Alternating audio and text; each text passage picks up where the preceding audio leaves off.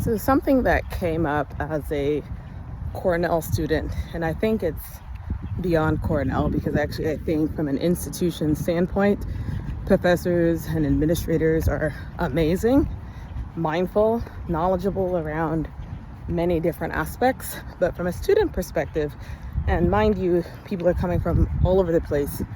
And something that came up was around someone had spoke to me with the best intentions and was speaking about, I couldn't understand why people wouldn't choose you for something, right? And I didn't care, right? But some people's response was around, you're intimidating. And I shared this with some other folks.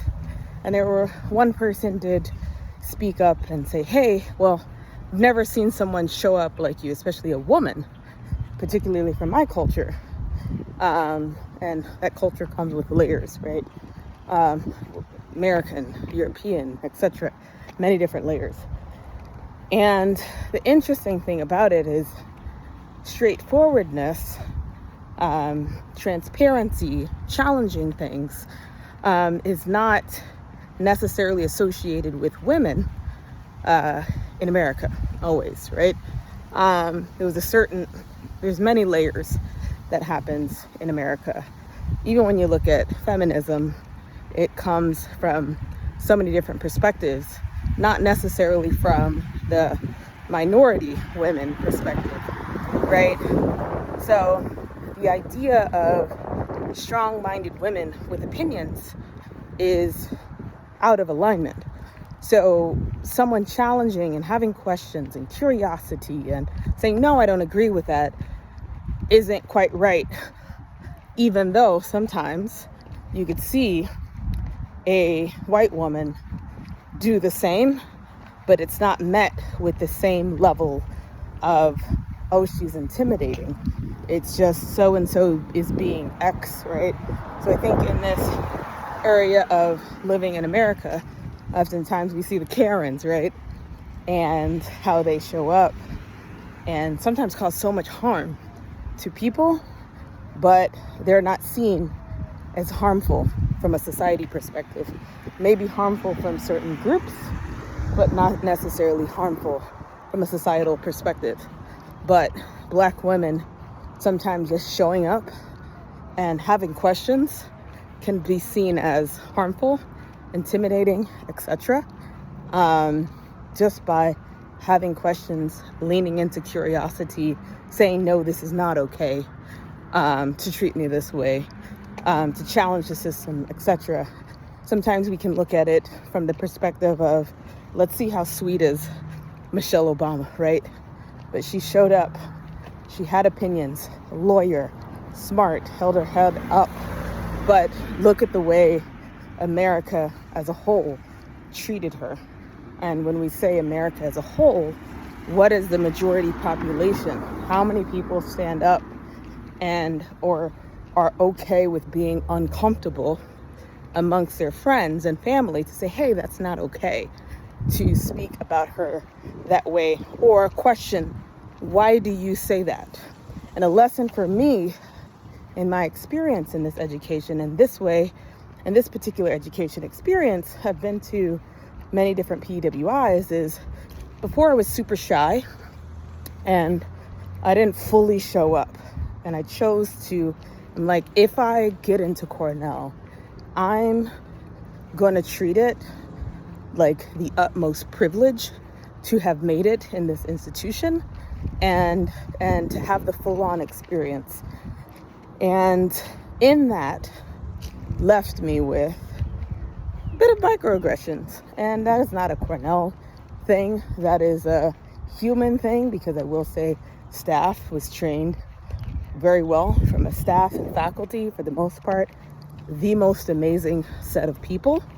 But from a student perspective, which they have no control over to an extent, people can put up applications all day long and show up as this person. But the moment someone shows up and makes you uncomfortable because you haven't seen a person look like that or sound like that, show up in a manner, that can make people put their guard up. And this was a reminder in life around that it is what it is. So if you want to prepare yourself to be a certain level of leader, you have to prepare yourself for people not being okay with that and people being uncomfortable with it. So where I wanted to quit within this opportunity that I got in and I really wanted to get into, and even as an undergrad, I thought about going to Cornell, but I chose not to even apply.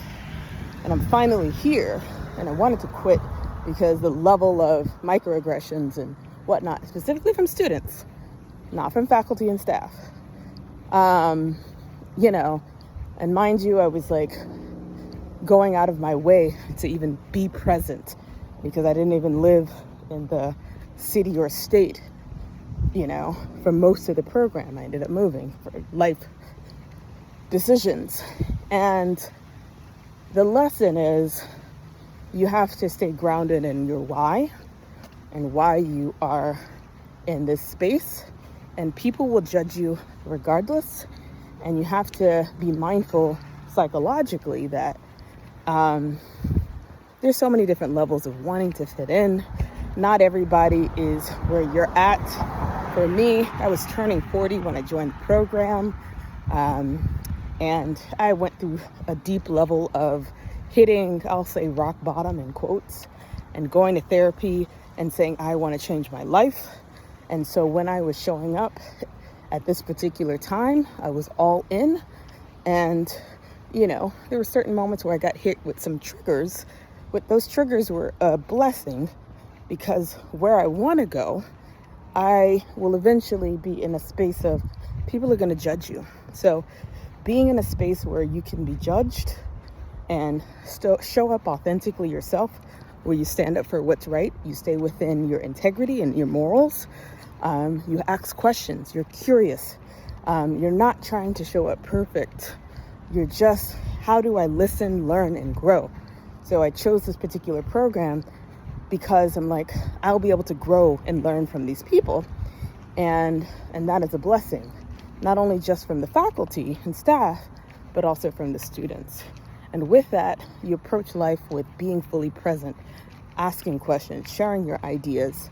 Coming from a creative background, you could brainstorm and know that my thought right now doesn't have to be the final answer, but what may come about is a building upon ideas. So that was my perspective. But oftentimes, some people aren't coming from that space. They're coming from a space of academic perfectionism, trying to have the right answers, waiting until they figured it out so they can speak from whatever. And I'm sorry, I'm not in work and giving a presentation.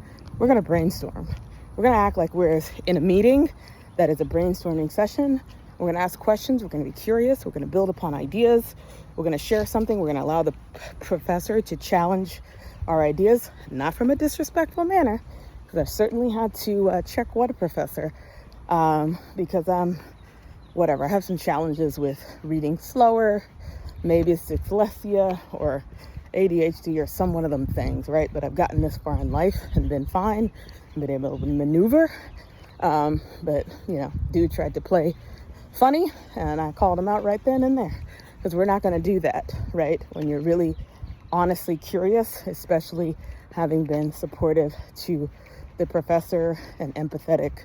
And I've been in that position. I remember in high school, I had this class, I was banking hundreds, right? Health science technology.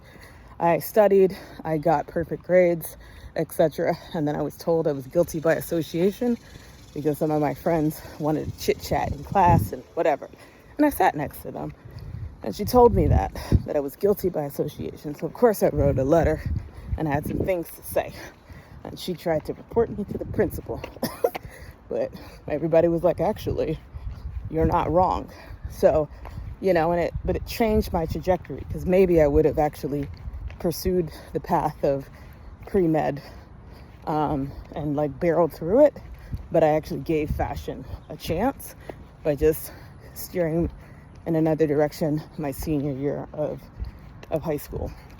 And then I leaned into that as I went into college and completely went away from that path. But, the idea of people will judge you regardless, no matter what. So you have to live your life for you. And as long as you are respectful to people, you show your opinions. If they choose not to ask questions or challenge or whatever, be triggered, that's on them. We're all a growth in progress. I've been triggered as well, and I'll follow up with people and I'll say, hey, you know what? Here's where it was coming from. But if they don't want to hear it, whatever, that's on them. But grace is a beautiful thing, especially when people approach it from the standpoint of wanting to learn and grow and be better, because we don't know what we don't know. Everyone has different upbringings, culture. Strong women is not a crazy thing in many different cultures. When you really look at a lot of African history, the way women maneuver and are, it's a beautiful thing versus Western culture. So in my experience, the way my mother showed up, very strong woman, had her opportunities granted. Her youth experience was a little different. And so she decided to show up a different way. First generation coming to America, she definitely maneuvered, came here by herself. She didn't get the support for education initially, so she carved her own path, especially after seeing her mother maneuver a certain way. So it's dynamic. We even look at certain countries, and there's many women leaders doing amazing things. Barbados, right? Germany, in the past, and so many others, Mexico, but yet we say women leadership and the possibilities of women being in leadership in America is questionable. Yet Kamala Harris was actually significantly close to winning when you look at a numbers perspective. But we also have Electoral College, etc. Even Hillary, right? Jasmine Crockett, right? 200,000 votes away from the Senate, and that's her coming in last minute. So let's counter some of this perspective and these ideas that women can't lead and women aren't supposed to show up in certain ways. They can, and they're capable. But if you decide to vote or assimilate or whatever have you, because you want to be a part of the tribe and versus do what's right, full stop, or go with what you really believe in, that's on you. So people will judge regardless. I think we have to maneuver how we need to maneuver based on our beliefs versus maneuvering based on what we believe others want us to show up as. So that's my after 40 advice for anyone, or as you're growing, is learn to be secure in your thoughts, and people will judge you whether you assimilate or you don't. So you might as well be judged for how you want to show up, because if you are trying to assimilate and over time,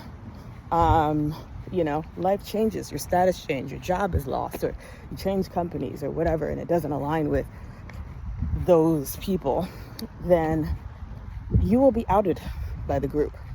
So or they may judge you regardless, because some reason they'll find that you don't fit. So, or in dating, sometimes it doesn't work out. So you might as well be judged based on how you want to show up. So do the work internally to be able to show up how you want to show up.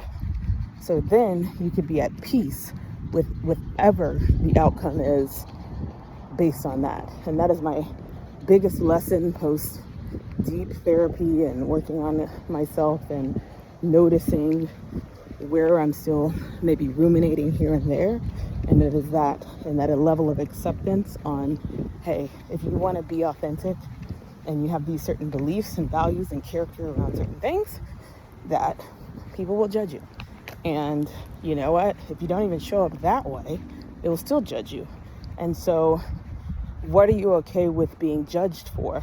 Judged for having a moral character, or judged for having great character, but people are misaligned because they want to assimilate. So there's a difference, and the biggest lesson for me is I want to always show up moral and character, with my beliefs, show up in all facets. Sometimes I'm super nerdy. Sometimes I don't want to say ratchet. That's such a strong word for me. But sometimes I'm very Caribbean. Sometimes it just depends on my mood, where I'm at, etc. So that's the deal. So be mindful of that. Show up authentically yourself, and by the time you get older, you'll have a level of contentment with that, and then you will start to not give a F about others and how they think about you. So